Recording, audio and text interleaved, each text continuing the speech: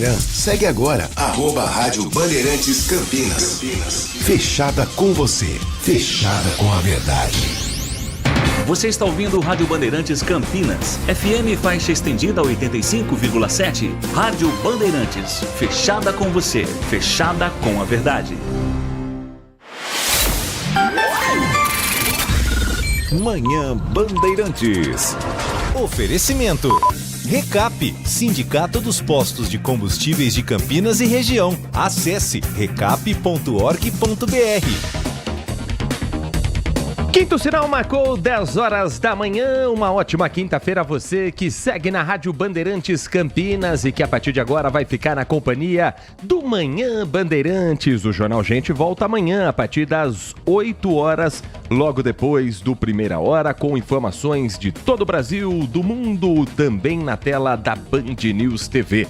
Manhã Bandeirantes, a partir de agora, traz as principais informações da região metropolitana de Campinas em FM 85.7 pelas plataformas digitais. Muito obrigado a você que nos acompanha pelo aplicativo Band Play, você que nos ouve pelo portal bandmulti.com. E a transmissão com imagens já começou, youtube.com/Rádio Bandeirantes Campinas, com ilustração inclusive das reportagens, imagens dos assuntos que nós vamos ao longo desta edição destacar e também ouvir a sua opinião.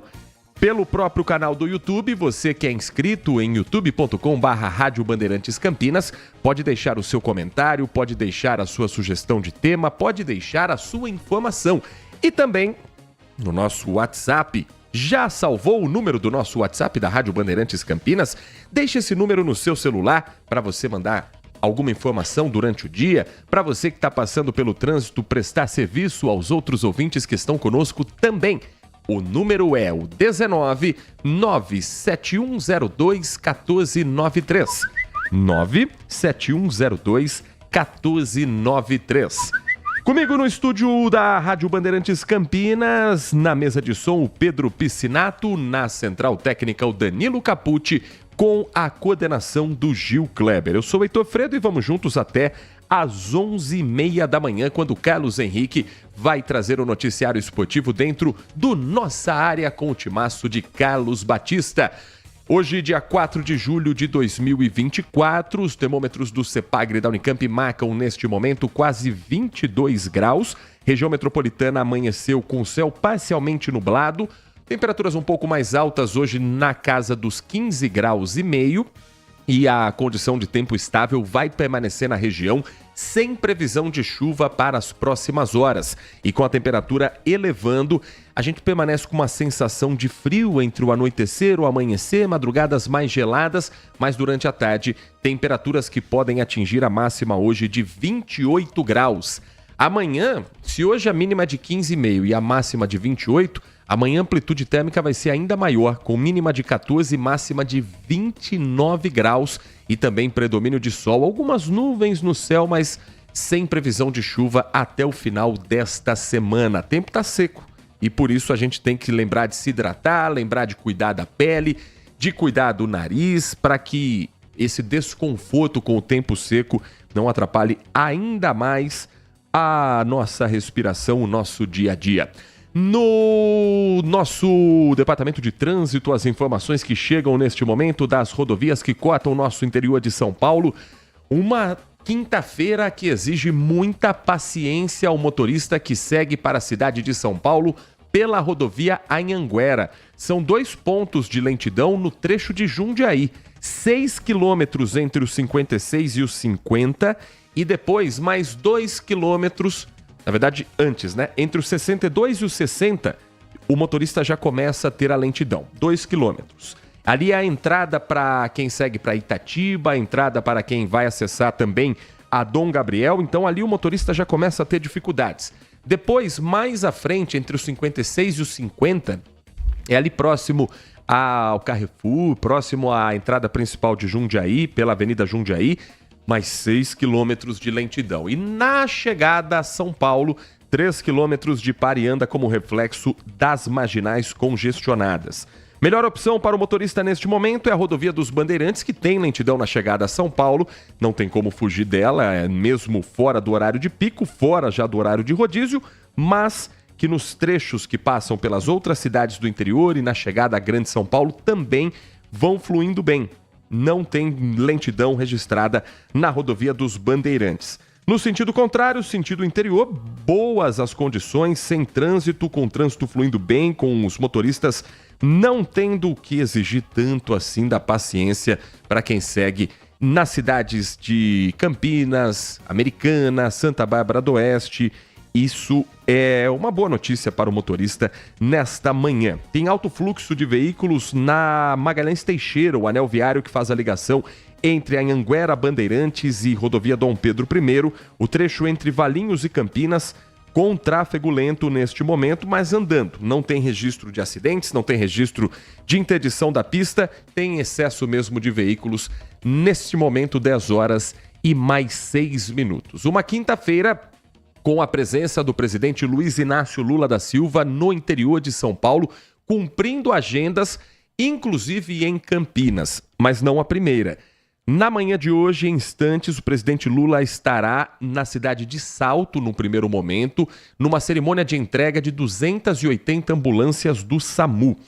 Evento previsto para começar às 10 da manhã, vai começar em instantes. A cidade de Salto tem uma unidade responsável pela fabricação de veículos especiais. Então, essas ambulâncias vão fortalecer o atendimento não só em Salto, mas em 248 municípios de 24 estados.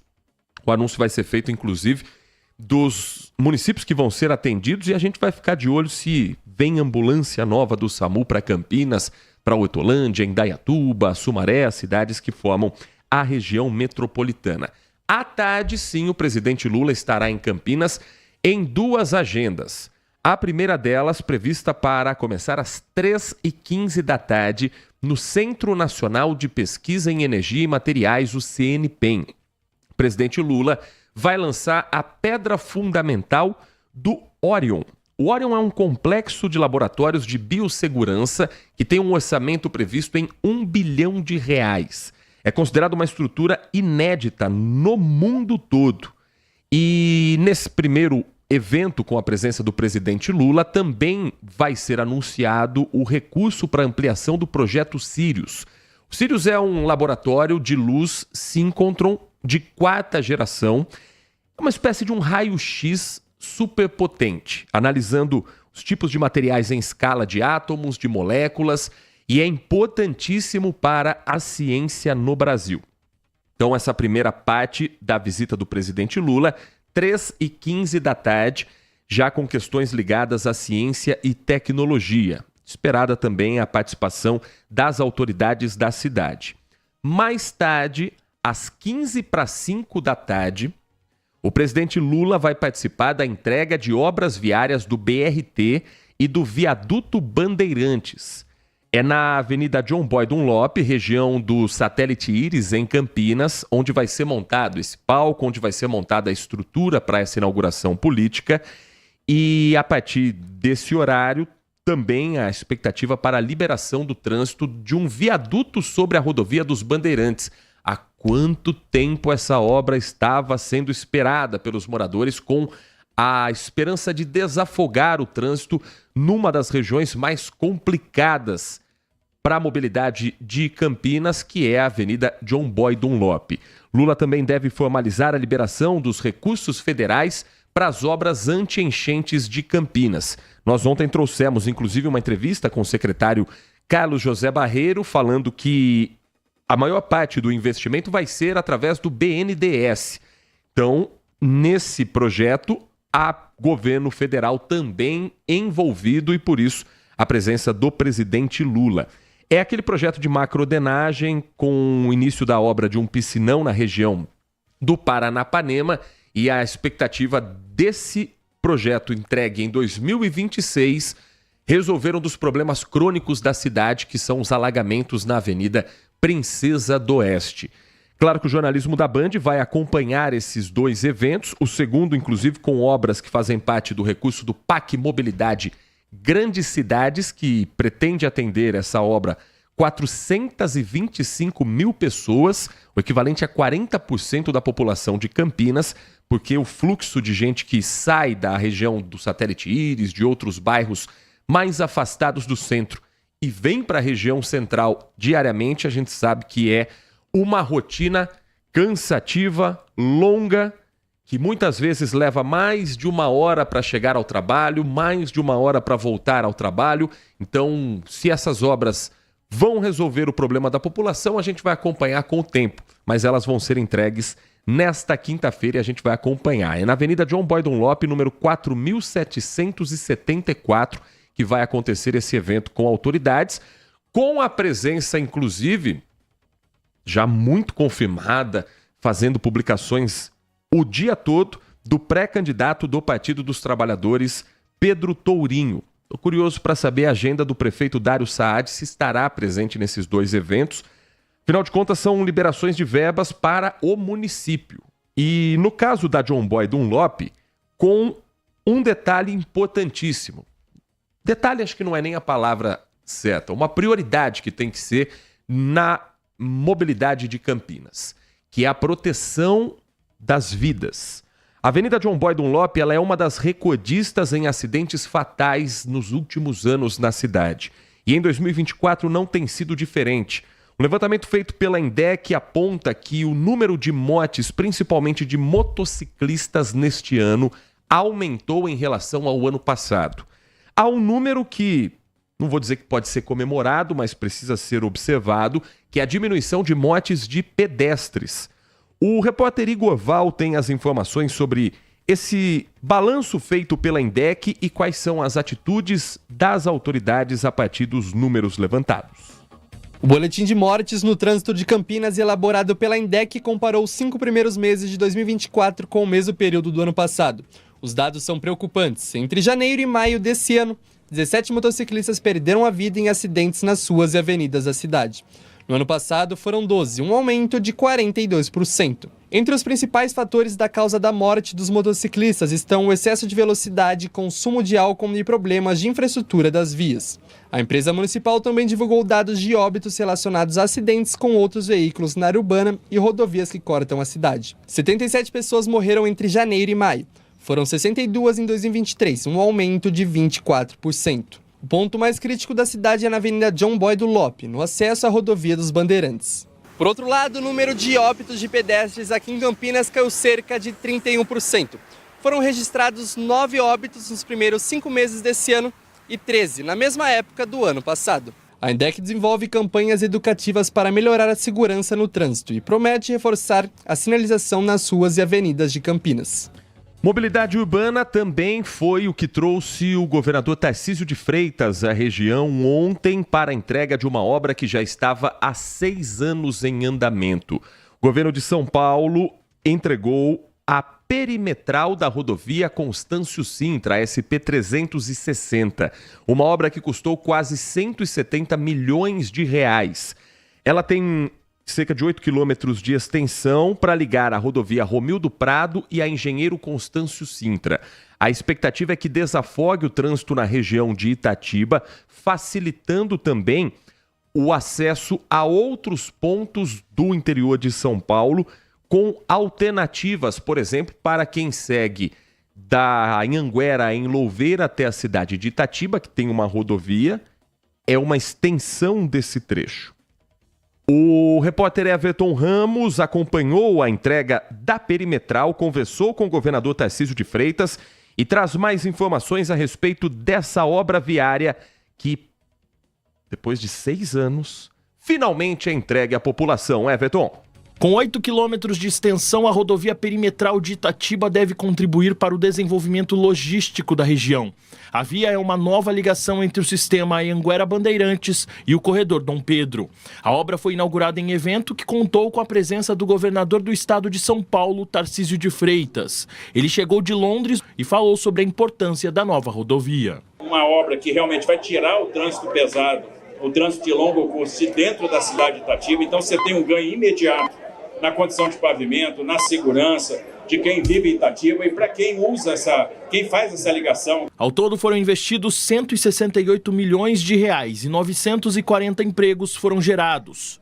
A perimetral passa a ser a principal opção para os caminhoneiros, que vão deixar de acessar a região central e contornar a cidade por fora.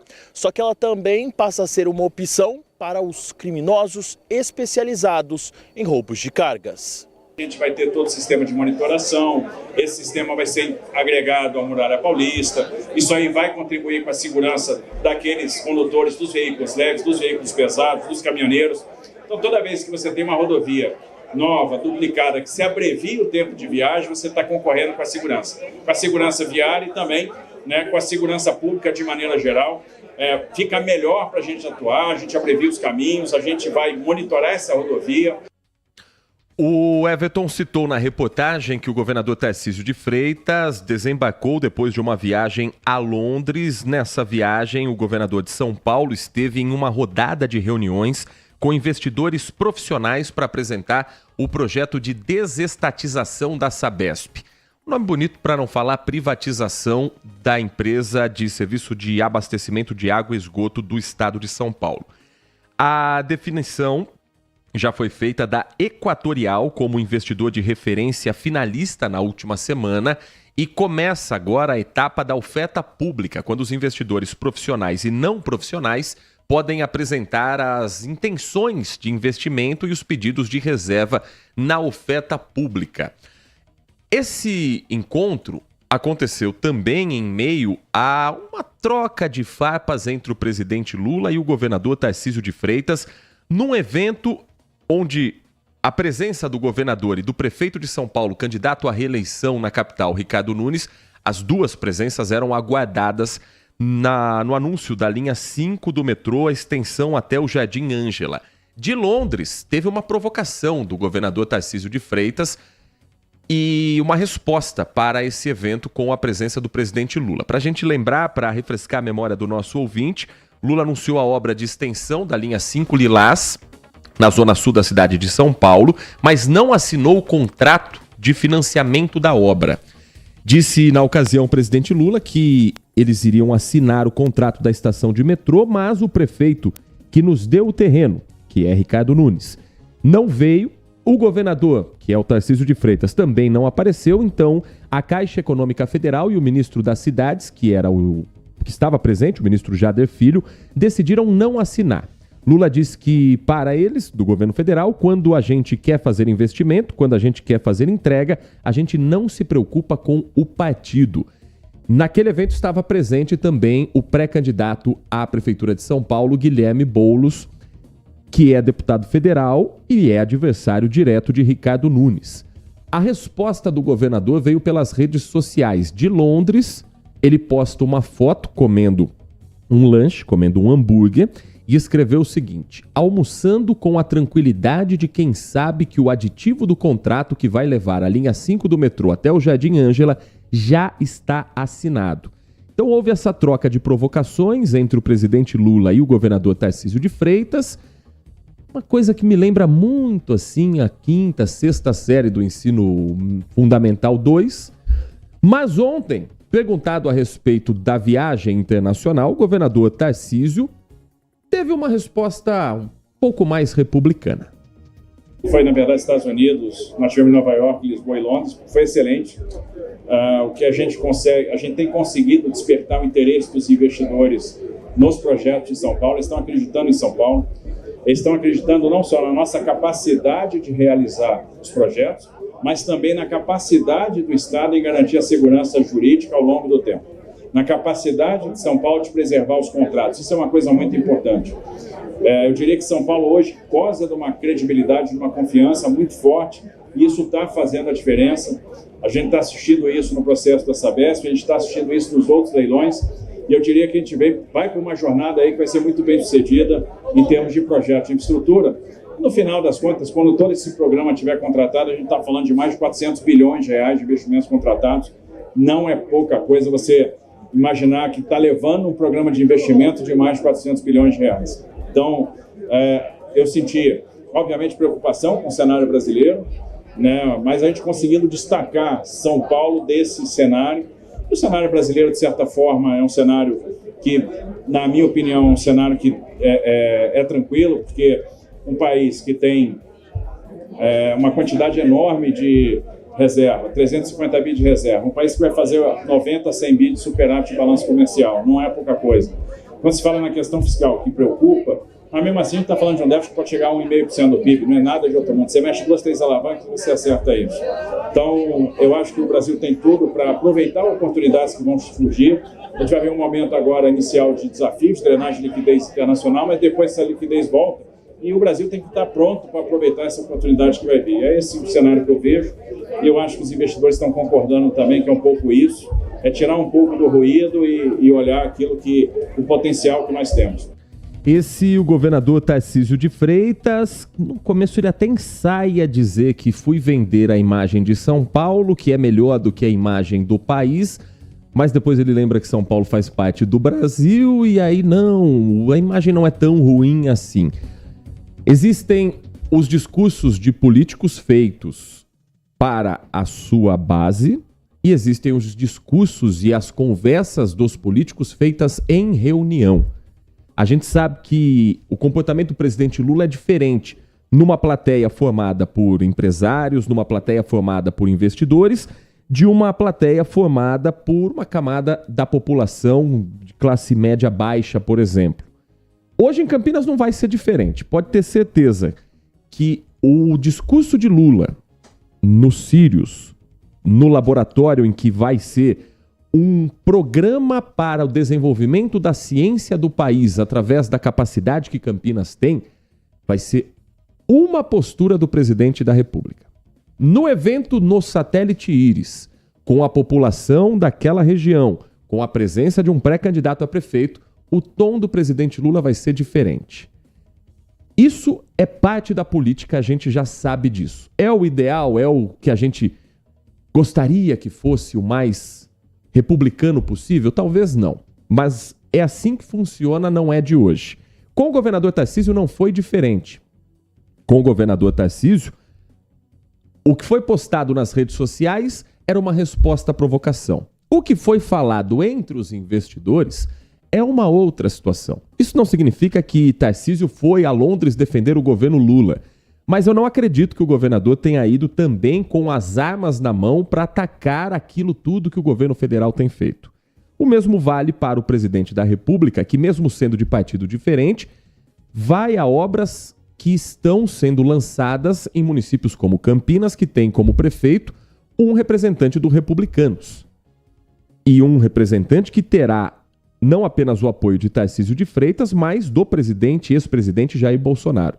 Então, na hora do palanque, o tom é um. Na hora da reunião, o tom é outro. O importante é o que vem na prática. O que de fato sai do papel e chega na nossa realidade. No mais, fazer política é parte do sistema, é parte do jogo. Se não passar do limite republicano, a gente vai olhar, vai achar de vez em quando desnecessário, mas o que não pode é atrapalhar o andamento de projetos. E até aqui o que a gente vê da relação entre Lula e Tarcísio é uma relação republicana.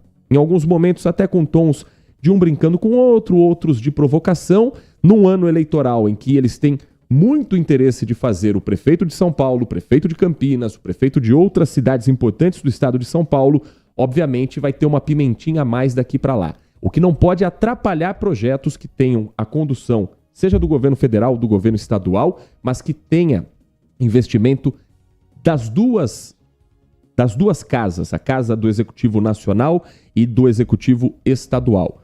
Porque no final das contas, não importa se o presidente é do PT, se o presidente é do PL, quem paga a conta é a gente, independente de que lado político você tenha a sua preferência.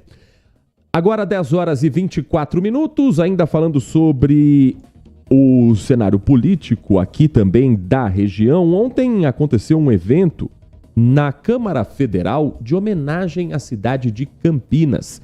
Campinas foi objeto de uma homenagem na sessão solene pelos 250 anos da cidade. A proposta foi do deputado federal e ex-prefeito Jonas Donizete, que é autor da lei que torna Campinas a capital nacional da ciência, tecnologia e inovação. Autoridades do município estiveram presentes e a Júlia Zampieri traz pra gente um pouco do que foi esse evento festivo, esse momento de lembrar um pouco sobre a história da cidade. Por que não também falar um pouquinho de política? A iniciativa foi do deputado federal e ex-prefeito de Campinas, Jonas Donizete, que presidiu a sessão.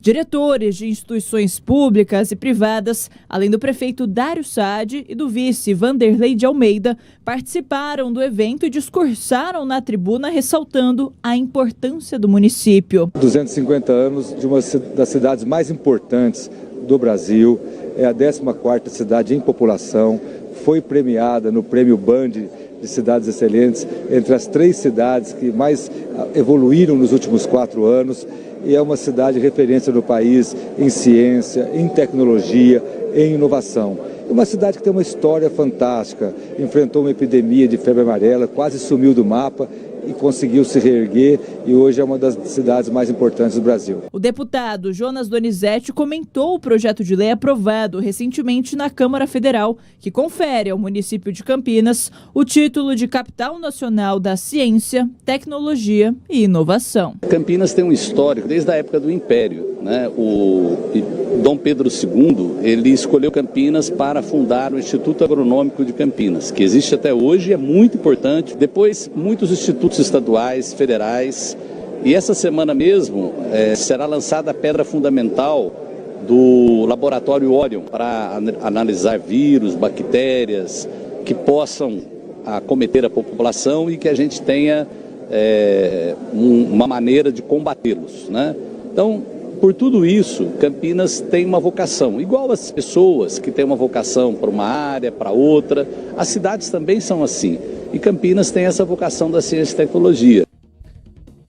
Esse evento citado pelo deputado federal Jonas Donizete é o que contará com a presença do presidente Lula hoje à tarde. O mesmo que dissemos a respeito da relação republicana entre Lula e Tarcísio é o que a gente espera também entre o prefeito Dário Saad e o presidente Lula. Já houve troca de farpas entre eles em função das casas populares que foram entregues num projeto embrião na região da ocupação do Mandela. Então ali a gente se lembra dessa acusação feita pelo presidente Lula, depois a resposta num tom de voz mais elevado do prefeito Dário Saad.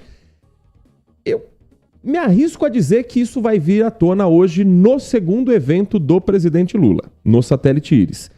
Na entrega da questão da ciência, dos investimentos em laboratório, acredito que não. Mas nessa diferença entre os discursos, acredito que o segundo será mais enfático, com mais críticas ao prefeito de Campinas. Então, acho menos provável a presença de Dário Saad na entrega do Satélite Íris, mesmo sendo o BRT uma das principais bandeiras de sua campanha à reeleição.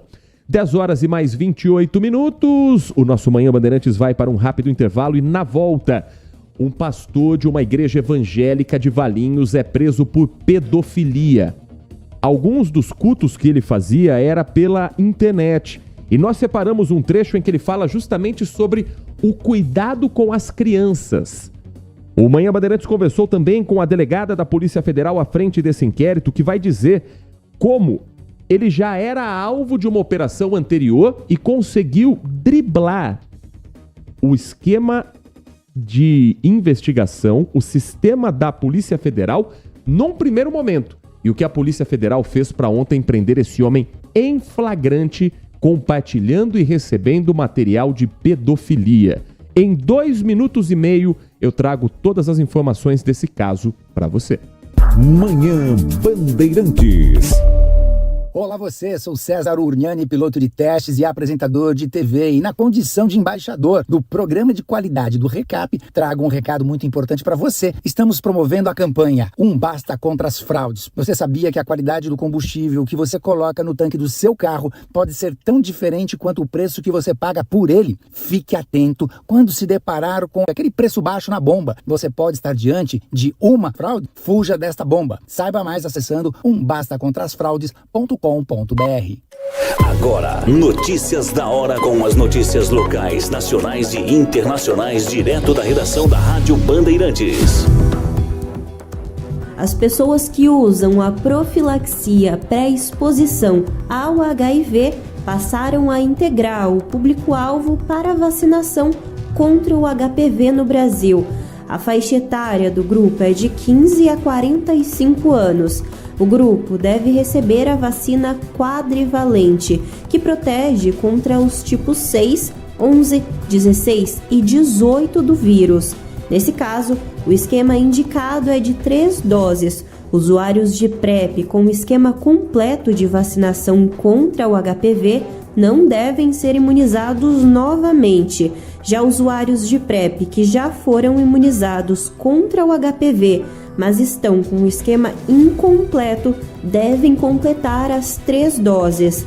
Para ser imunizado é simples. Basta procurar uma sala de vacinação da rede pública de saúde e apresentar algum tipo de comprovação de que faz o uso da PrEP. Os documentos que podem fazer essa comprovação são o formulário de pré-inscrição do imunizante, pré-inscrição de PrEP, cartão de segmento ou mesmo o próprio medicamento. Você ouviu Notícias da Hora, aqui na Rádio Bandeirantes. O mercado imobiliário tem seu espaço na Rádio Bandeirantes. Os principais lançamentos, oportunidades de investimentos, entrevistas especiais e tudo que envolve esse importante segmento. Circuito Imobiliário, com Gustavo Frison, toda sexta às 10 da manhã, com reapresentação aos sábados às 10 horas, na Rádio Bandeirantes FM 85,7. Oferecimento LG Mota Imóveis, a imobiliária campeã em vendas. Manhã Bandeirantes. 10 horas da manhã, 32 minutos. Um primeiro giro com a participação do nosso ouvinte pelo WhatsApp 19971021493. O José Rodrigues está escrevendo pra gente, desejando bom dia, dizendo que hoje em Campinas teremos a presença de um verdadeiro patriota, se referindo ao presidente Lula. E que, na opinião dele, antes tínhamos um verdadeiro idiota. Palavras fortes aqui do José Rodrigues se referindo ao ex-presidente Jair Bolsonaro. Já o Marco Silva Bedin diz pra gente que essas obras que o presidente Lula veio começar em Campinas são 20% do prefeito e 80% do governo federal, se referindo principalmente às obras anti-enchentes e também ao viaduto da rodovia dos Bandeirantes. Não adianta o prefeito e o governador ficarem dizendo que foram eles que fizeram os projetos sozinhos, porque sem o dinheiro do governo federal eles não sairiam do papel. Tem mensagem de áudio com opinião diferente sobre esse assunto. Bom dia a todos. Bom dia. DJ Alê. Heitor Fredo, gostaria de falar um pouquinho sobre essa trajetória do presidente da República. É o seguinte, essa obra, principalmente das enchentes, dos piscinões, que ele vai liberar aí o dinheiro, certo? Ela não é do PT, ela está sendo viabilizada pela prefeitura, Dário Saad. E lembro muito bem que lá no ano passado, no início do ano passado, o Dário Saad, ele conseguiu o empréstimo para essas obras. Ou seja, o campineiro vai pagar a obra, certo? Dos piscinões, porque você colocou a matéria ontem, foi a obra dos piscinões, mas Campinas tem que pagar. Então ele não está vindo aqui fazer nenhum favor, certo? E eu não sei as outras obras, eu não tenho todos os dados para falar das habitações que está vindo fazer, essas coisas aí, essas aí eu não tenho. Mas essa daí, dos piscinões, eu lembro muito bem. Ah, conseguiu um empréstimo e não sei o quê. Viabilizou? Dário Saad. Mas eu não gosto desse sentido do presidente da República estar vindo a Campinas e falar sobre uma obra que nós teremos que pagar, se apossando da obra como candidato a prefeito aí a tiracolo, entendeu? E pode crer que nessa vai ter mais 20 mil reais aí de multa para o presidente da República e talvez para o prefeito aí, tá? Propaganda antecipada, na verdade. Mas enfim, estamos no nosso Brasil. Grande abraço a todos, DJ Alê. Na prática, a gente paga todas as obras, né? Seja por BNDES, seja pelos impostos, na prática, todas as obras públicas saem do nosso bolso. E aí vai ter a narrativa de quem é o pai da criança. Mas não vai ser só nessa obra. Vai ser assim no trem Intercidades, vai ser assim no Piscinão, vai ser assim no BRT. O importante é a obra sair. Eu acho que a gente precisa sempre focar no prático. Depois, lá na frente, você avalia se a obra era de governo federal, governo estadual. O importante é a obra sair. O que a gente não pode é ter trava, freio de mão, porque o presidente é de um partido, o governador é de outro, o prefeito não apoia o presidente e o governador apoia o prefeito, mas se trocar o prefeito, o governador talvez não apoie. Isso não pode acontecer. A partir do momento que as obras estão saindo, independente de o governo ser de direita no estado e de esquerda no governo federal, que saiam, que falem, deixa cada um assumir a sua obra. O importante é sair do papel, porque senão a gente acaba ficando nesse meio de será que eu posso falar que essa obra é boa? Porque essa obra não é do partido que eu apoio. Se a obra for boa, ela tem que ser boa e resolver o problema. Ponto. Daí para frente, a questão política a gente discute durante a eleição. Nós estamos num período próximo de eleição. Então aí cabe ao eleitor filtrar o que é falado, filtrar da onde vem o dinheiro, o que foi feito, o que foi prometido e analisar a prática. Analisar um pouco menos o discurso. Eu acho que a gente ganha muito politicamente se apegar um pouco menos ao que é falado e um pouco mais ao que é feito na realidade. Agora, 10 horas e 36 minutos. Muito obrigado a todos que participam conosco. As opiniões são sempre muito bem recebidas, muito importantes. Agradecendo aqui ao Wellington Silva de Sumaré. Até quando o nosso país vai parar com a polarização? Acho que vai demorar, viu, Wellington? Acho que vai demorar bastante, porque quem faz parte da polarização quer que ela continue. Agora, deixa eu girar as informações aqui também do setor policial, porque tem operações da Polícia Federal aqui na região de Campinas. Uma delas com um desdobramento que eu vou trazer daqui a pouco a respeito de crimes financeiros, mas antes, um pastor de uma igreja evangélica de Valinhos foi preso em flagrante, compartilhando e recebendo vídeos de pornografia infantil. É o pastor Aguinaldo Roberto Betti, que tem mais de 450 mil seguidores nas redes sociais, tem um canal do YouTube em que oferece lições bíblicas para jovens, para adultos, em que ele fala sobre a maneira de educar as crianças, e foi detido na casa dele com um computador que estava naquele exato momento transferindo esse material criminoso. Ele é da Assembleia de Deus Ministério Belém e a Polícia Federal esclarece que esse é um crime cometido por ele, pessoa física. É bom deixar isso claro. A igreja não está sendo investigada, nem a família dele. A polícia tem plena convicção de que ele cometia esse crime num computador que somente ele tinha acesso e dentro da residência, não da igreja.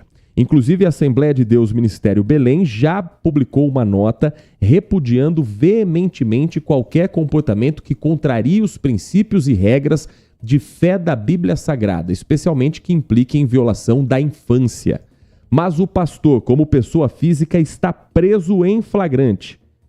À disposição da Justiça. Foi encaminhado para a delegacia da Polícia Federal, onde prestou depoimentos e depois foi levado ao sistema penitenciário. Agora aguarda os trâmites da 9ª Vara Federal de Campinas.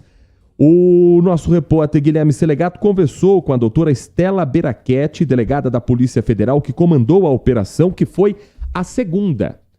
Tudo isso é parte do trabalho que a polícia tem, chamado Operação Escudo da Inocência. Numa primeira fase, mandados de busca e apreensão foram cumpridos na casa do pastor. O material não estava mais lá. Mas isso não significa que a polícia, naquele momento, desistiu da investigação. Pelo contrário, seguiu, criou uma nova estratégia e a delegada conta pra gente qual foi.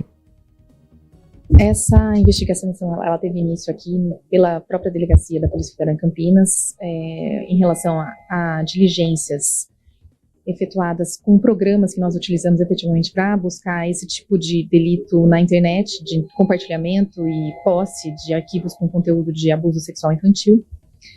Foi verificado, então, que desde maio de 2023 até agora, até abril de 2024, um endereço em Valinhos estava compartilhando arquivos com conteúdo de abuso sexual infantil.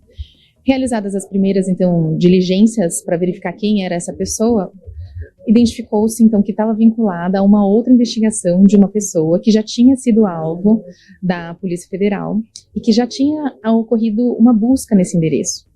Quando realizada a busca nesse endereço anteriormente, não foi possível realizar a prisão em flagrante porque naquele momento não foi encontrado material vinculado ao crime. Passada, porém, para a perícia aqui, foi verificado que ele baixava, ele tinha acesso e apagava. E normalmente ele apagava de madrugada, esperando então que poderia ter a presença da polícia às 6 horas da manhã. Nesse inquérito antigo, então, ele foi indiciado, verificando então que ele realmente tinha acesso e ele era a pessoa responsável pelo compartilhamento desses arquivos.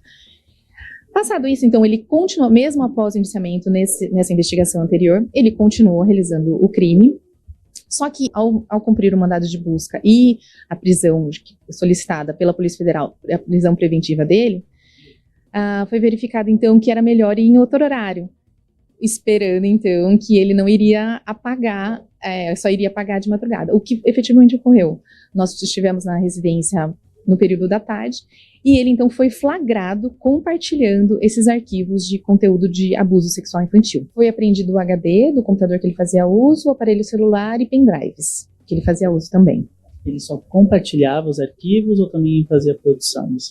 Então, não há indícios de produção, o que vai ser analisado novamente pelos novos materiais que foram apreendidos na data de hoje.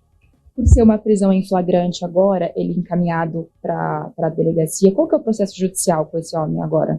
Então, ele vai responder pelos crimes dos artigos 241A e 241B do Estatuto da Criança e do Adolescente.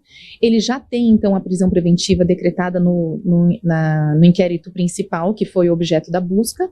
Esse material vai passar pela perícia novamente, apesar de ter tido flagrante, novos elementos são buscados. E normalmente relatado e encaminha-se para a justiça para ele ser denunciado, enfim, e condenado. Essa doutora Estela Berachetti, delegada da Polícia Federal, falando a respeito da prisão de um pastor de uma igreja evangélica aqui no interior de São Paulo, cidade de Valinhos, região metropolitana, após compartilhar e receber material pornográfico com crianças. Crime de pedofilia, portanto. Se já tinha um mandado de prisão antes, a situação fica ainda mais grave com o flagrante, porque o material estava ali, ele estava cometendo o crime naquele exato momento. Isso deixa a situação do pastor ainda mais grave e delicada perante a justiça. Eu estou falando só da justiça dos homens, viu, pastor? Depois, ali para frente, é a sua fé que vai lidar com o que vem de consequência dali para frente. Mas nós dizíamos que ele tem, ou tinha, mais de 450 mil seguidores nas redes sociais, principalmente em um canal do YouTube, onde ele fazia pregações voltadas para os pais, voltadas para os educadores, e com um discurso absolutamente moralista. O pastor Agnaldo Roberto Betti fez, em uma dessas aulas sobre o ensinamento bíblico, algumas citações de trechos da Bíblia Sagrada para justificar a forma como é preciso cuidar das crianças. E fez, acredite, um alerta a respeito de como a mídia, a sociedade e as autoridades estão, na visão do pastor, destruindo as crianças brasileiras. Vamos acompanhar.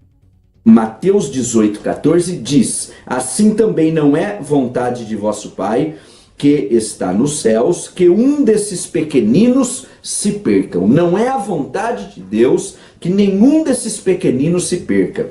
A evangelização das crianças. Eu quero iniciar dizendo aqui o seguinte: tem havido por parte da sociedade, de uma maneira geral, através das casas de leis e também através do investimento nos meios de comunicação, na mídia, um investimento para a destruição das crianças, para incutir nas crianças princípios destruidores, porque o mundo jaz no maligno, e o maligno veio para roubar, matar e destruir, e de uma forma bastante astuta quer iniciar isso, obviamente, trabalhando na vida das criancinhas, não é?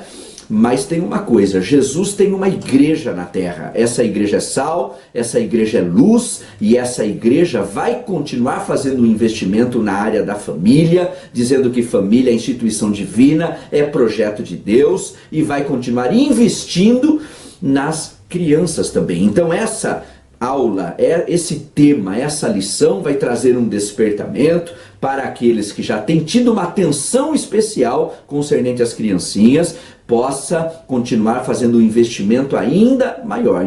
Enquanto o maligno investe na destruição das crianças, nós, igreja, vamos investir e continuar investindo na salvação das crianças, na formação do caráter cristão na vida das criancinhas, não é verdade? Pelo jeito não, né, pastor? Aguinaldo Roberto Betti segue à disposição da Justiça e reforçando que a Assembleia de Deus Ministério Belém afirmou por meio de nota que repudia veementemente qualquer comportamento que contrarie os princípios e regras de fé da Bíblia Sagrada, especialmente que implique em violação da infância.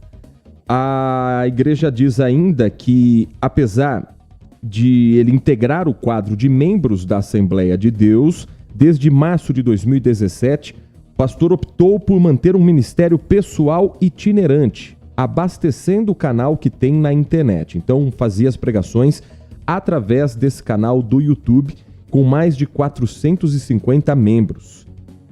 E com boas visualizações. Então estamos falando não apenas de um líder religioso, mas de alguém que tinha uma grande influência sobre uma boa parte da população em Valinhos, e a internet ela chega para o mundo todo, então o conteúdo era também propagado não só aqui na região.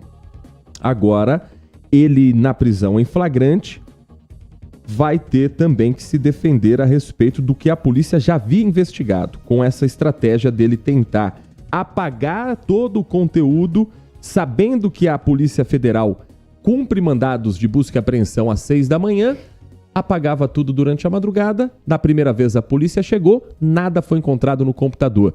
Mas a perícia identificou que o computador tinha passado por modificações. Que modificações? O que foi apagado?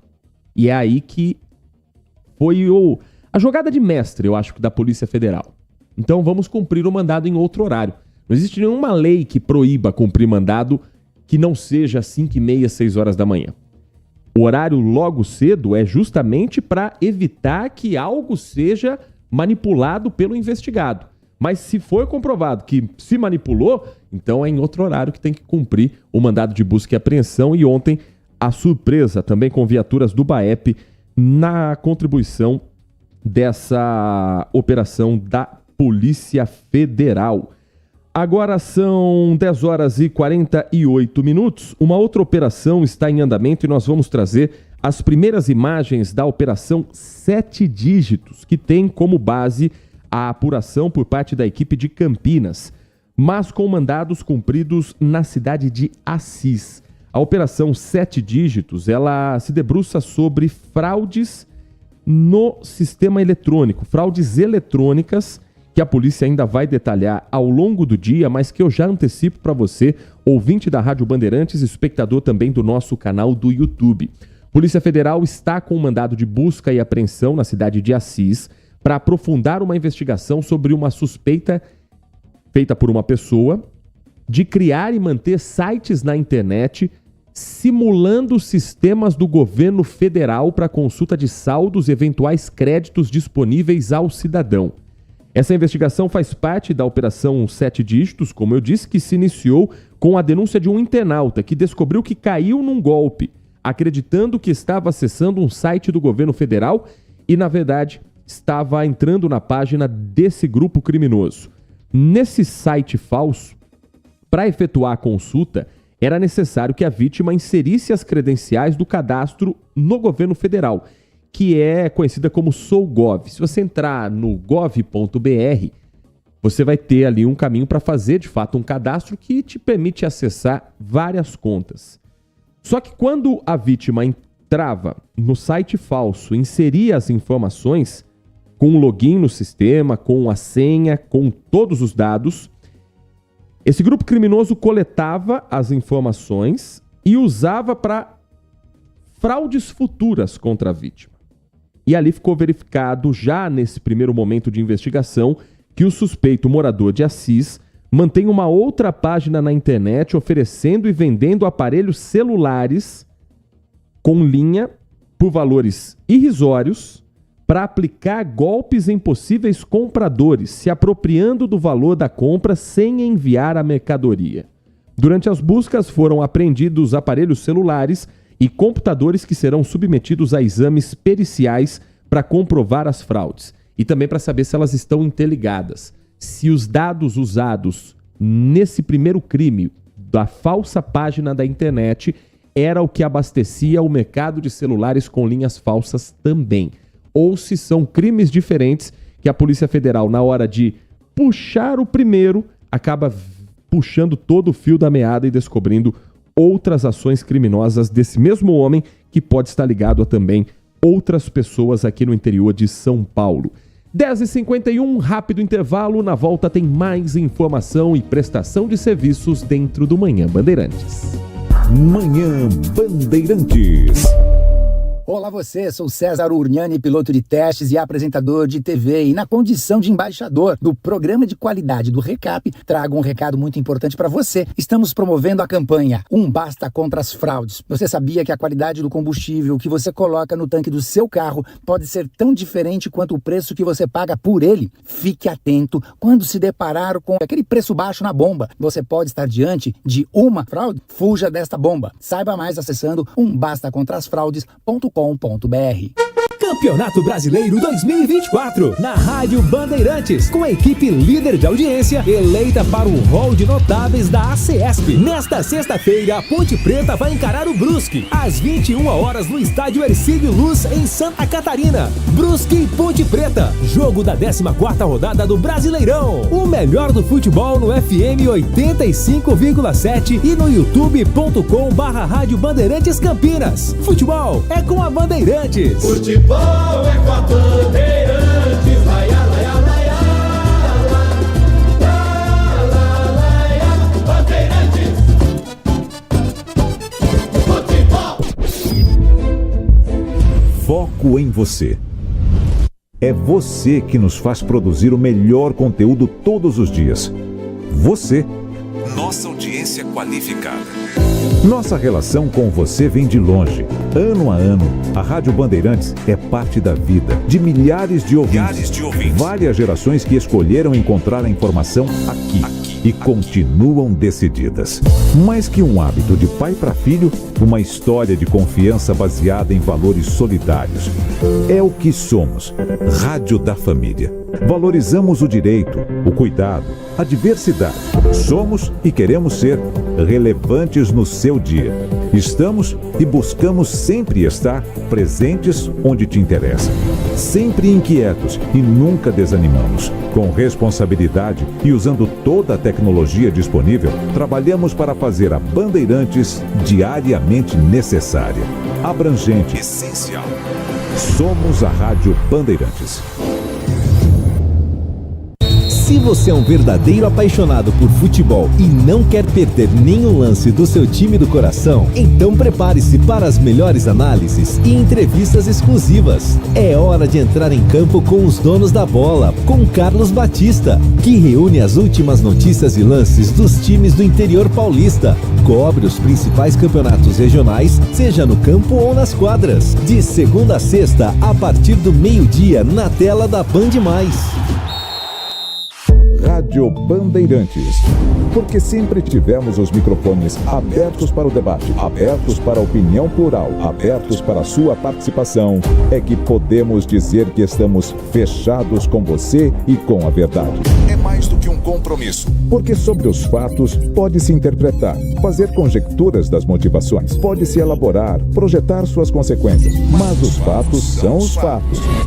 E é aí que você vai nos encontrar sempre firmes. Não abrimos mão da verdade dos fatos. E sempre com foco em você, na defesa dos seus direitos. Mais mais do que nunca. Rádio Bandeirantes, fechada com você, fechada com a verdade. Assista a Rádio Bandeirantes Campinas no YouTube. Jornalismo e esporte da sua cidade ao vivo e as transmissões de Ponte Preta e Guarani. youtube.com/Rádio Bandeirantes Campinas. Inscreva-se em nosso canal, ative as notificações e acompanhe a Rádio Bandeirantes onde você estiver. Rádio Bandeirantes, fechada com você, fechada com a verdade.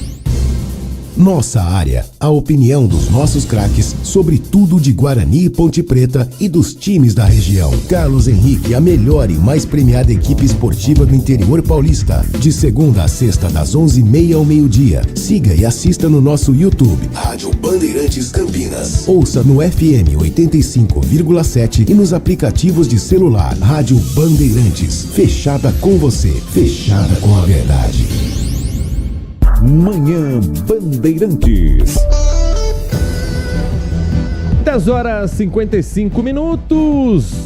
Mais um giro com a participação do nosso ouvinte, agradecendo a todos que estão conosco desde as 10 da manhã, agradecendo a você que vem chegando pelo caminho, agradecendo a você que nos dá carona pelas ruas, avenidas, estradas da cidade e do nosso interior de São Paulo, agradecendo a um grande jornalista, um professor no assunto de jornalismo policial, Bagas Filho, um grande amigo que está nos acompanhando também nesta manhã de quinta-feira, referência no jornalismo policial do estado de São Paulo. A participação aqui também dos nossos ouvintes, deixa eu destacar a presença da Regina, que está nos acompanhando desde cedo, final do telefone 7883, a participação também. Deixa eu ver o nome aqui. Ele se apresenta apenas como um arquiteto. Muito obrigado. Felipe. O Felipe está com a gente também, acompanhando a programação da Rádio Bandeirantes Campinas.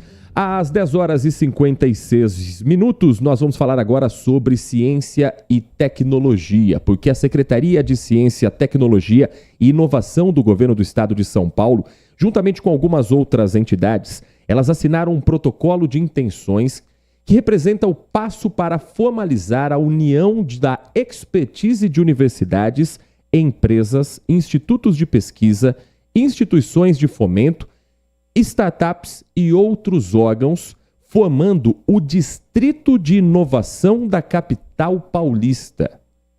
E a ideia é ampliar também para a região de Campinas, que a gente sabe é um importante polo para todos esses setores, ciência, tecnologia e inovação. Nosso convidado nesta quinta-feira no Manhã Bandeirantes é o secretário estadual da pasta de Ciência, Tecnologia e Inovação, Varran Agopian. Secretário, muito obrigado pela atenção com o nosso ouvinte. Um bom dia para o senhor. Bom dia, Heitor. Bom dia a quem está nos acompanhando pela Rádio Bandeirantes Campinas. É um prazer estar aqui e muito obrigado pela oportunidade de poder conversar e divulgar um pouquinho mais essas iniciativas de inovação que nós temos no nosso estado. Nós que agradecemos, secretário, pela atenção com o nosso ouvinte. E o que é o Distrito de Inovação? Quando a gente ouve falar em um termo assim, falando de ciência, tecnologia, a gente lembra, por exemplo, do que os Estados Unidos têm com o Vale do Silício. Guardando as devidas proporções, é algo parecido para trazer para cá também? É um pouco mais amplo, Heitor. A gente vai ter que entender que aqui no estado de São Paulo, e principalmente na região urbana, na região da Grande São Paulo, nós atuamos em várias áreas de conhecimento. Não é uma coisa centralizada somente numa área da internet, numa área da informática, tecnologias da área de comunicações, ela é mais ampla.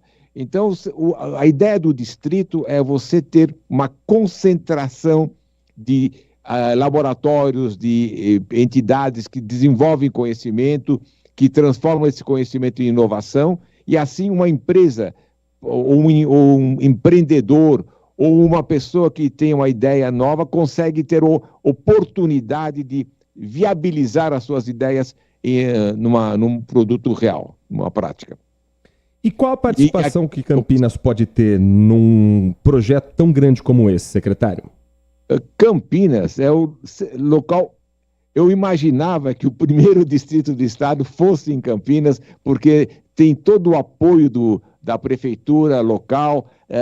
Nós temos naquela área de Barão Geraldo 17 instituições públicas, privadas, públicas estaduais, federais, todas juntas no mesmo espaço.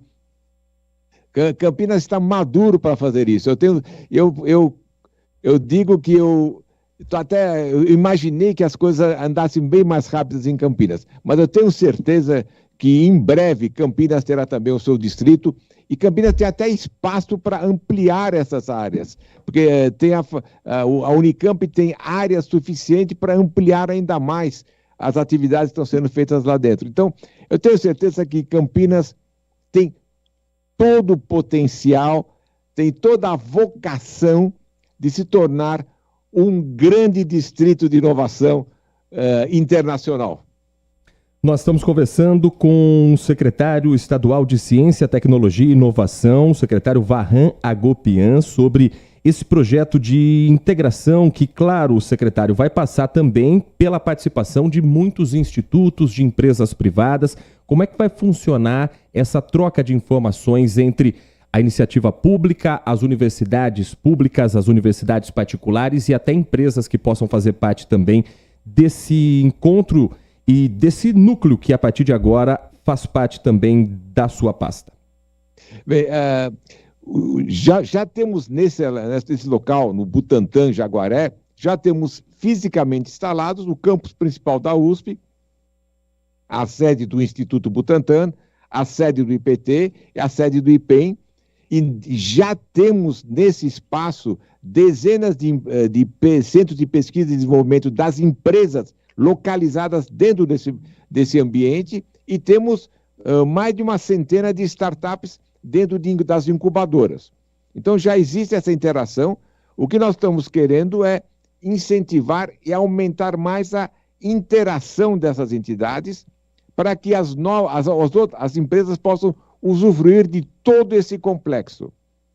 E o governo do estado também está colaborando e oferecendo um espaço para ser o núcleo desse distrito, onde todos os atores possam se interagir, possam se encontrar, possam ter um conforto maior na sua área de trabalho. Há uma expectativa também com geração de empregos, secretário? Meu caro Heitor, sempre. Quando você fala de inovação, inovação é uma alavanca para desenvolvimento econômico e, consequentemente, geração de empregos de alta qualidade. Isso é muito importante frisar. Empregos de alta qualidade. E, na verdade, Heitor, é um pouco mais do que isso. Por isso que a Prefeitura de São Paulo também é parceira. Na hora que você tem um local em que a inovação começa a ser incentivada, começa a ter uma outra escala, todo o entorno se altera. Então, eu tenho certeza que o Distrito de Inovação, da capital, de Campinas, ou depois de Ribeirão, São José dos Campos, porque São Paulo tem dezenas de áreas com essa vocação. Eles vão não somente aumentar o desenvolvimento econômico naquela região, naquele seu entorno, mas também toda a região vai ser alterada. Eu tenho certeza disso. Secretário, o senhor foi reitor até recentemente de uma das mais importantes universidades, não só do Brasil, mas da América do Sul, que é a Universidade de São Paulo, a USP, e muito se diz que o Brasil tem grandes mentes pensantes, grandes cientistas formados, mas que dificilmente consegue segurar muitos talentos que acabam indo para fora do país, em países que tenham mais capacidade tecnológica de desenvolvimento. De alguma maneira, um distrito de inovação no estado de São Paulo pode fazer com que esses talentos fiquem aqui no país e trabalhem também em projetos 100% nacionais? Sem dúvida, Heitor, você pegou o ponto fundamental. Acho que a nossa missão como poder público é de atrair e manter talentos no nosso país. E é isso que nós estamos criando, incentivando os centros de inovação, criando distritos de inovação. Nós estamos criando empregos para esses talentos ficarem no país. E mais ainda, isso aqui também são coisas complementares. A a melhoria dos valores das bolsas que a FAPESP está oferecendo também é um atrativo para que esses talentos permaneçam aqui no nosso país. Esse faz parte do nosso objetivo. E eu digo, Heitor, século XXI, a nossa riqueza, a nossa principal insumo são recursos humanos, são os talentos. Então nós temos que manter esses talentos no país.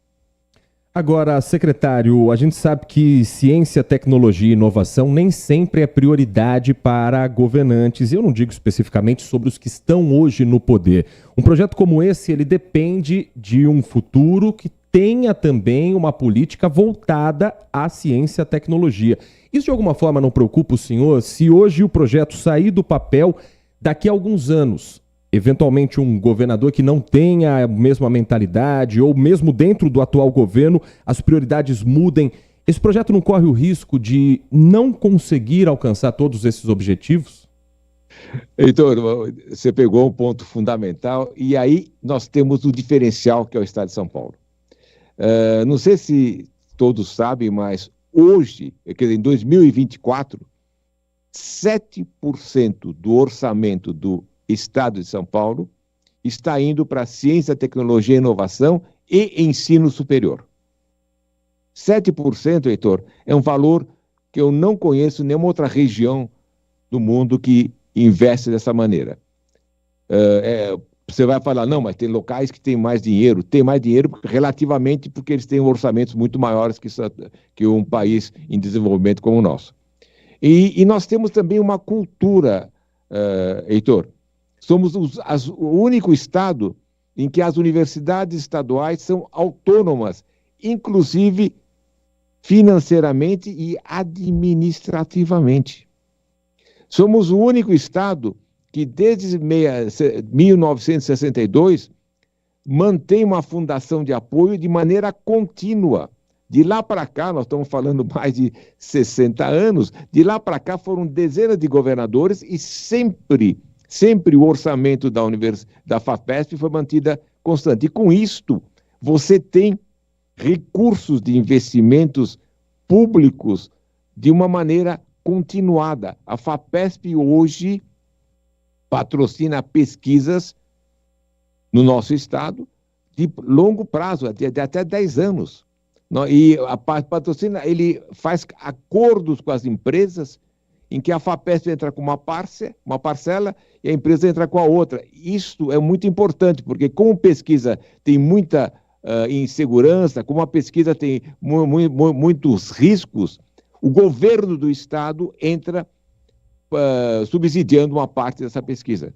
Então o estado de São Paulo tem essa peculiaridade, Heitor, e eu acho que hoje essa peculiaridade virou tradição. Virou tradição. E com isso, a sociedade já está acostumada com isso, a sociedade demanda isso, as empresas localizadas em São Paulo demandam isso. Eu acho que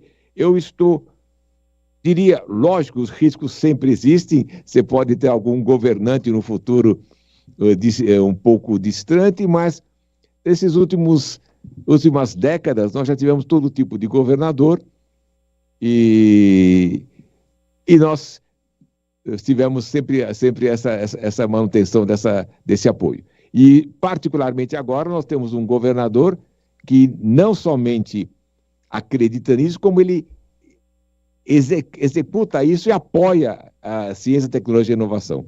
Foi o primeiro governador que criou a pasta exclusiva de ciência, tecnologia e inovação e foi o primeiro governador, porque essa ciência e tecnologia sempre esteve atrelado a alguma outra secretaria desde a década de 60 do século passado.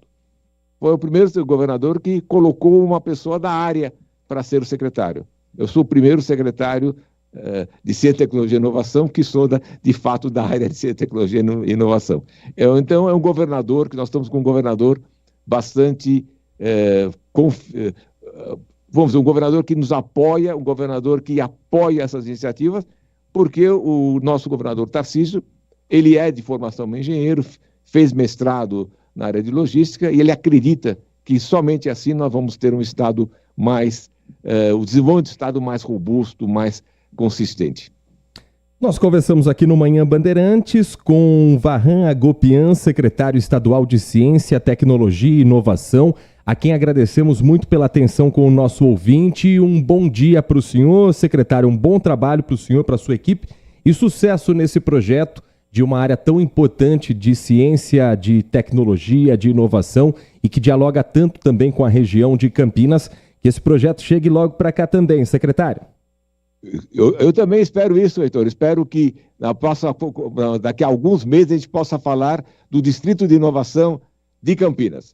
Muito obrigado pela oportunidade, muito obrigado de poder interagir com as pessoas que nos acompanham pela Bandeirantes Campinas. E eu estou sempre à sua disposição da rádio, para poder conversar, falar um pouquinho mais desse assunto que é empolgante e certamente muito importante para o nosso estado. Nós aqui agradecemos ao secretário Vahan Agopian conversando com o nosso ouvinte nesta quinta-feira, 4 de julho de 2024, Manhã Bandeirantes girando o que é notícia também aqui na nossa região, no nosso estado, no Brasil e no mundo. O ouvinte continua participando, deixa eu trazer a mensagem do Adriano Vermelho que eu fiquei devendo agora há pouco. Ele escreve o seguinte a respeito de política nacional, diante de perspectivas ditas alvissareiras, o Adriano sempre inspirado e caprichando nos textos. O líder mó desta nação, está se referindo ao presidente Lula, se põe a bradar glórias e vitórias que no fim se revelam supostas. Porque o voo, entre aspas, solo ou improviso político, além de derrubar máscaras, eles condenam projetos e evidenciam graves pecados. Então, a moral que, por exemplo, em todo conto de fadas se faz presente, na vida real e nesse momento continental que é o Brasil, se traduz na percepção que seus políticos deveriam abrir mão de tanta retórica e se dedicar à interminável e já sabida labuta. Ou seja, fale menos e trabalhe mais. Ou como ainda disse Tite, fala muito! Tite falou isso num Corinthians e Palmeiras no estádio do Pacaembu. Virou para Luiz Felipe Scolari, olha, duas grandes, não vou chamá-lo Tite de lenda, quase, Felipão sim, né, campeão do mundo, mas dois grandes nomes do futebol brasileiro que se encontravam ali na beira do gramado e rolou este fala muito. Falar muito e fazer, tudo bem, pode falar, mas só falar e não fazer que é o complicado, né? E até porque muitos dos que falam, bradam, apontam o dedo um para o outro, nos bastidores, em situações-chave. Quando o assunto é manter a política do jeito que está, eles concordam. Concordam e, se possível, tentam não se expor. Por que eu estou falando isso? Porque ontem o presidente da Câmara dos Deputados, Arthur Lira, que é do PP de Alagoas, ele tentou colocar em votação, assim, meio acelerado, sem ninguém perceber muito, sem fazer tanto alarde, a proposta de emenda à Constituição, a PEC, que perdoa os partidos políticos que desrespeitaram as cotas de negros e mulheres na eleição de 2022. E foi assim da noite para o dia. Essa PEC foi ressuscitada em maio desse ano e Arthur Lira chegou a pautar no mês passado, em junho. Naquela ocasião, teve uma reação negativa, a proposta foi retirada da pauta e ontem, opa, olha só quem apareceu aqui, a PEC. E tentou o presidente da Câmara colocar na agenda do plenário, logo no início da noite, iniciando a votação de maneira relâmpago. Deputados de 2 partidos apenas se levantaram e falaram, opa, pera um pouquinho. E veja que são partidos que estão em polos opostos. Partido Novo e o PSOL. Foram os únicos que se levantaram e falaram, não, tá tudo errado aqui. Num primeiro momento, o presidente da Câmara, Arthur Lira, tentando acelerar, tentando fazer com que a votação acontecesse imediatamente, teve que parar por um pedido de questão de ordem. Questão de ordem é quando os deputados levantam e dizem, olha, a sessão está correndo de uma maneira que vai contra a ordem da casa, que vai contra o regimento interno. Nem sempre é assim. Muitas vezes, questão de ordem, a pessoa abre o microfone para elogiar o presidente, para puxar o saco de alguém que está na plateia, para provocar um adversário político. Mas ontem as questões de ordem foram interessantes. A primeira delas, do deputado do Partido Novo de Santa Catarina, Gilson Marques. Então, eu quero que você sinta um pouco do termômetro e acompanhe o que foi a sessão, com o presidente da casa tentando fazer esse projeto passar e 2 partidos tentando brecar essa pressa toda por um pedão aos partidos políticos. Vamos começar com esse trecho da discussão de um quase bate-boca entre Arthur Lira e Gilson Marques na Câmara Federal. Considerando que o prazo previsto no artigo 202, parágrafo 2º do Regimento Interno da Câmara dos Deputados se esgotou em 9 de novembro de 23, essa presidência, com base no parágrafo 6º do artigo 52 do Regimento Interno da Câmara dos Deputados, resolve avocar ao plenário a proposta de emenda à Constituição número 9 de 23. Presidente, questão de ordem. Deputado Gilson. Obrigado, presidente. Presidente, com base no artigo 202 do Regimento Interno da Câmara dos Deputados, apresento a questão de ordem sobre a impossibilidade de votação da PEC em plenário sem parecer de comissão especial. O artigo 202, o parágrafo 5º do Regimento Interno dispõe que, após a publicação do parecer interstício de 2 sessões, a proposta será incluída na ordem do dia. Esse dispositivo é claro ao determinar que uma PEC só pode ser incluída na ordem do dia e, consequentemente, votada em plenário após a comissão especial emitir e publicar seu parecer, seguido do interstício de 2 sessões.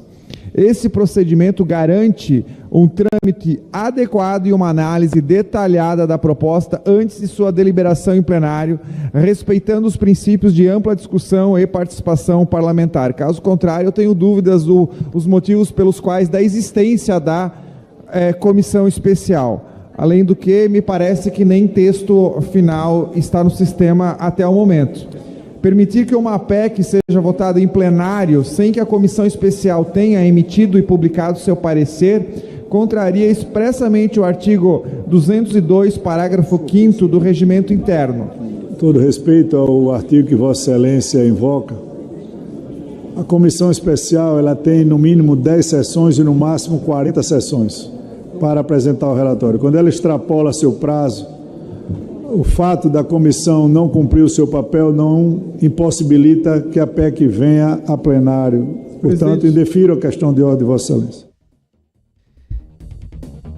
Essa foi a primeira cotada, quase num jogo de vôlei, do presidente Arthur Lira ao deputado Gilson Marques do Partido Novo. Na sequência, o PSOL também engrossou esse discurso, com a deputada Sâmia Bonfim sendo cotado o tempo de fala dela. Então o presidente Arthur Lira chegou a quase... não quero ouvir. E no final, acho que já cansado também dessa pressão, o presidente da casa decidiu jogar em público que, olha, eu por mim nem colocava isso para votar. Presidente, com base no artigo 96, registrar uma reclamação. Ainda, até o presente momento, não está disponível o relatório. Acabou de subir no sistema. Presidente, veja só. Por meses ficou instalada a comissão especial para debater um relatório que é aparentemente diferente desse relatório que foi disponibilizado agora. Existe um elemento que foi amplamente debatido e que é, inclusive, por parte do nosso regimento, de que é necessário, no mínimo, 24 horas para que todas as assessorias e os parlamentares saibam minimamente o que está sendo debatido. O relatório ao qual nós tivemos acesso já há cerca de 2 semanas foi disponibilizado pela imprensa, de forma extraoficial. E agora está o nosso deputado Chico Alencar na tribuna, corretamente, para fazer o pedido de retirada de pauta. E ele, por exemplo, infelizmente ainda não sabe qual é o texto que vai ser votado. Então, a gente está propondo, veja só, a Câmara está votando uma alteração constitucional que, entre outras coisas, propõe uma anistia bilionária aos partidos políticos. Deputado Chico Alencar, para encaminhar a favor do requerimento. Estou no meu tempo, por que eu fui cortado? Eu tinha 3 minutos, não toquei fui nada cortada aqui. por 1 minuto e meio. 3 minutos é para questão de ordem. A senhora fez uma reclamação. Eu fiz uma questão de ordem, presidente. Eu quero concluir o meu tempo, com base no artigo 96. Quer que eu lhe mostre o que a senhora falou que estava fazendo a reclamação? Eu quero continuar para concluir o que eu estava dizendo, presidente. Eu, por algum motivo, fui cortado imediatamente. O que eu estava dizendo era justamente que a senhora não vai está ser uma alteração nem se constitucional. baseando em nada de questão de ordem. o perdão de uma dívida bilionária de partidos políticos que se recusaram a cumprir as regras que foram votadas, inclusive por esse Congresso. Está indeferida a questão de ordem, a pauta foi divulgada. O relatório acabou de ser divulgado e nós vamos fazer uma votação que altera a Constituição sem que sequer tenha tido tempo para ter acesso ao relatório. Eu vou ser bastante franco aqui com o plenário da Casa. Esta presidência não tem nenhuma vontade pessoal em votar essa PEC. Nenhuma. Relutei durante 3 semanas. Todos os partidos e presidentes de partidos e lideranças partidárias, com exceção do Novo e do PSOL, se posicionaram a favor da PEC. Portanto, aos líderes desses partidos, venham a plenário explicitar o posicionamento de cada partido, inclusive do presidente do Senado, que se comprometeu em pautar essa PEC, só por isso ela está sendo votada e pautada hoje, para apreciação naquela Casa de Leis também. Portanto, todos os líderes partidários que solicitaram a votação dessa PEC e presidentes partidários compareçam a plenário para não parecer o que não é. Esta presidência não tem nenhum interesse de votar essa PEC. Esse é o presidente da Câmara, Arthur Lira, depois dessa discussão com a deputada Sâmia Bonfim, do PSOL de São Paulo, e deixando claro que, olha, vocês partidos arrumaram essa PEC, vocês que tenham daqui para frente as consequências da impopularidade de algo que a gente vai detalhar para você entender o que está acontecendo. E olha, o texto foi tirado da pauta ontem, mas deve voltar em agosto. Então, não significa que essa PEC foi reprovada, arquivada, nada disso. Só não tinha tanto clima ontem aqui no país para falar sobre esse assunto. E acredito até que o presidente da Câmara apostava nisso. Ninguém estava falando dessa PEC, ninguém está sabendo dessa PEC. Então vai, passa, deixa passar. Só que alguns parlamentares levantaram e falaram, não é assim. Foi criada uma cota para estimular mais candidaturas competitivas de mulheres e negros. E quando se fala em competitiva, é candidato a deputado, candidato a vereador, candidato a deputado estadual, que tenha investimento do partido, que tenha grana para fazer a campanha, não só para preencher uma cota, mas para disputar a eleição de fato. Quem decide no final é o eleitor.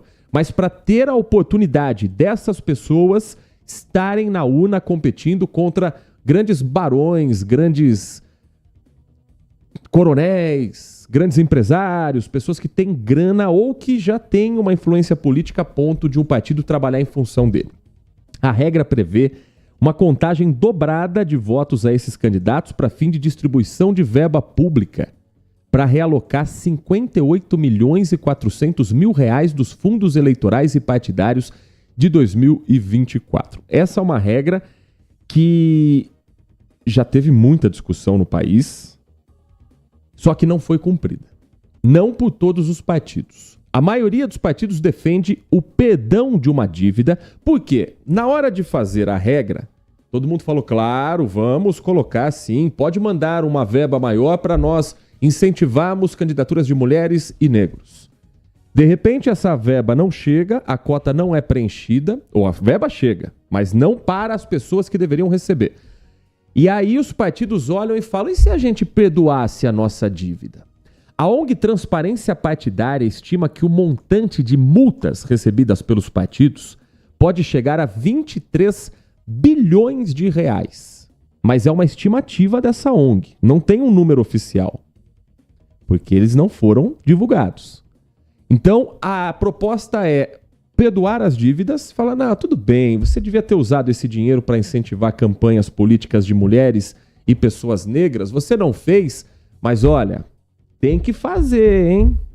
Sem arder no bolso, sem devolver o dinheiro da verba partidária e sem que isso fosse completamente discutido com a sociedade. Então, isentar as multas por não cumprir cotas de negros e mulheres é uma forma que os partidos estão encontrando para que, a gente não vai ser contra a lei, mas se a gente não cumprir, a gente também não vai ser punido. Isso valendo para as eleições de 2022. O Congresso já havia promulgado uma emenda que anistia siglas que cometeram esse tipo de irregularidade nas eleições de 2020. Então, mas 2020 a lei era muito nova. Aí em 2022 os partidos repetem recebem o dinheiro, não investem nessas campanhas e não vão ser punidos?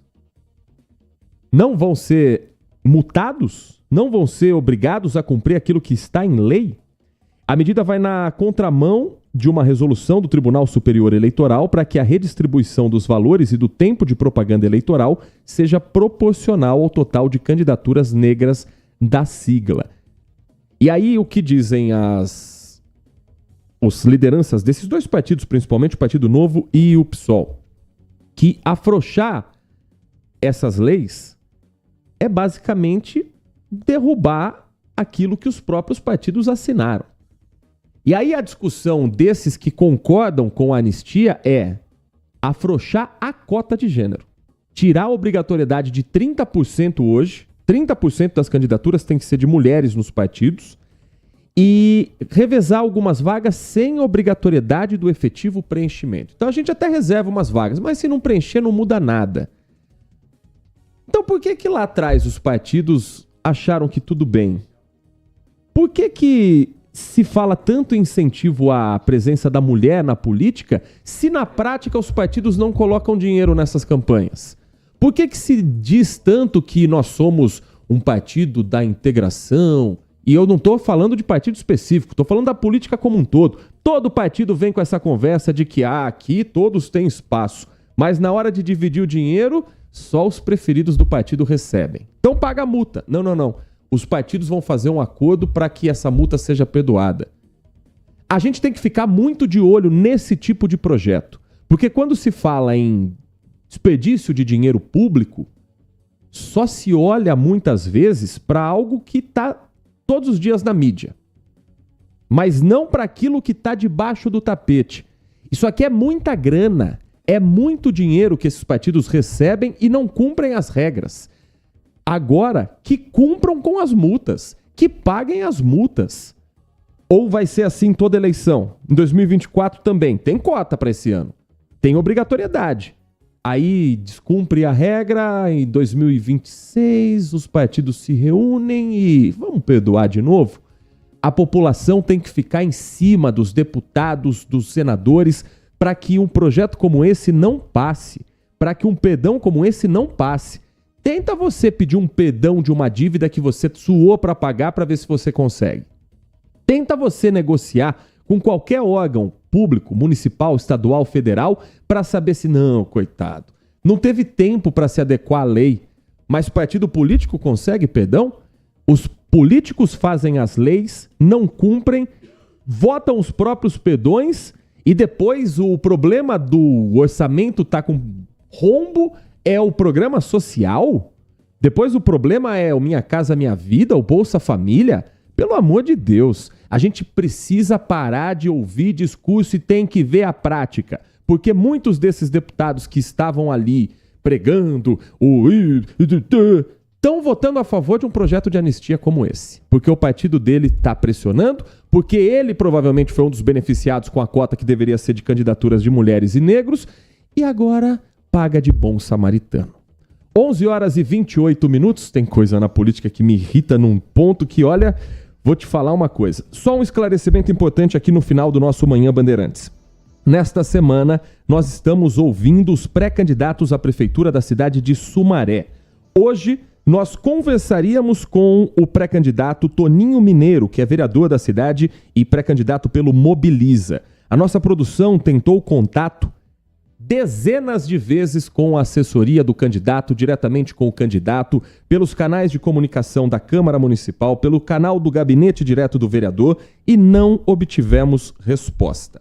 Então, o espaço foi disponibilizado, nós tentamos esse contato, não recebemos nenhum retorno por parte do candidato e fica aqui a lamentação porque o eleitor em Sumaré certamente queria ouvir um pouco mais das propostas.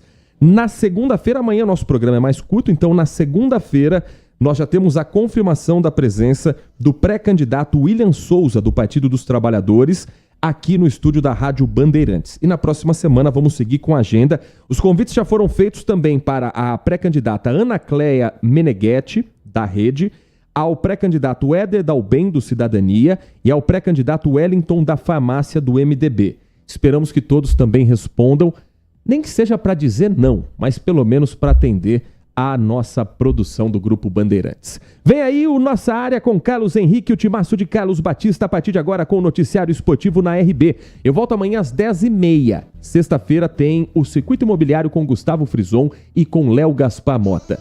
Um grande abraço, obrigado pela sua companhia e até amanhã. Você está ouvindo Manhã Bandeirantes. Oferecimento. Recap, Sindicato dos Postos de Combustíveis de Campinas e Região. Acesse recap.org.br. LG Mota Imóveis. A imobiliária campeã em vendas apresenta LG Mota Meg Store, o shopping de imóveis de Campinas e região. Uma mega estrutura no coração do Cambuí, na Avenida Coronel Silva Teles 387, esquina com a Rua Coronel Quirino. São 60 empreendimentos no mesmo lugar, direto dos principais incorporadores do país. São imóveis comerciais e residenciais. Para moradia ou investimento, nosso telefone é 19 3722 7740 e nossas redes sociais, @LG Mota Imóveis. Assista ao programa Circuito Imobiliário todo sábado, às 8h30 da manhã, na Band Mais TV. E ouça na Rádio Bandeirantes toda sexta e sábado, às 10 da manhã. O nosso maior patrimônio é o nosso cliente.